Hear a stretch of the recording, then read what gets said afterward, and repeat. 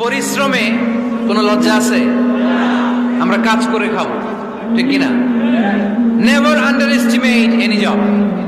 যুবক ভাইয়েরা শুনতেছ? এরকম আওয়াজ করতে হবে, কান খাড়া করে শোনো। Never under estimate any job. কোন চাকরিকে ছোট করে দেখা যাবে, whether it's small or big, you don't care. এটা কেয়ার করা যাবে না। ছোট্ট চাকরি পাইলে ঢুকে যাবা, বড় অফার আসলে পরে ঢুকবা। এটা ছোট কাজ, এটা হোটেলের ওয়েটার, এটা ছোট্ট স্টাফ, এটা কেরানি না। কাজ কাজই, কাজের মধ্যে কোনো ছোট বড় নাই।